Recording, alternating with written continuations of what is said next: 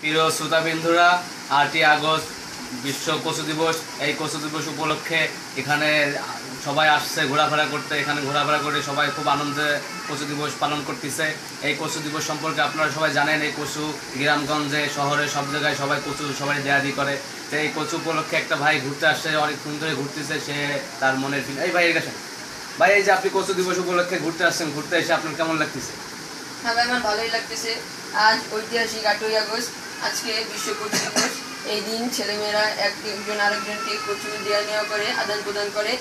এই দিনে প্রায় সকলেই কচু কিনে বাসায় গিয়ে রান্না করে খায়। যে আমি একটি কচু কিনেছি, এটি গিয়ে বাসায় রান্না করে খাবো। আর অনেক ভাইরাই কচু কিনেছে, তারা বাসায় গিয়ে রান্না করে খাবে। ভাই, এই যে আপনি এই ফার্স্টে আসছেন না আগেও আসছিলেন? আমি প্রত্যেকবারই আসি কচু দিবসে। এসে আমি কচু কিনি, এখানে খাওয়া দাওয়া করি, কচু দিয়ে ভাত। প্রত্যেকবারই বলতে গেলে আসা হয় এখানে।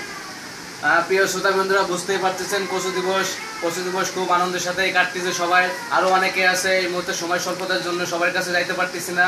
আপনারা এই ফেসবুকে আমাদের এই ভিডিওটা দেখবেন, আর এই ভিডিওটা দেখে লাইক শেয়ার কমেন্ট করবেন। প্রত্যেকদিন নিত্য নতুন ঘটনা এবং নিত্য নতুন কচু দিবস, এইরকম আরও অনেক দিবস আছে। সেসব দিবস নিয়ে আপনাদের মাঝে আমরা হাজির হব। আপনারা হাজির হবেন।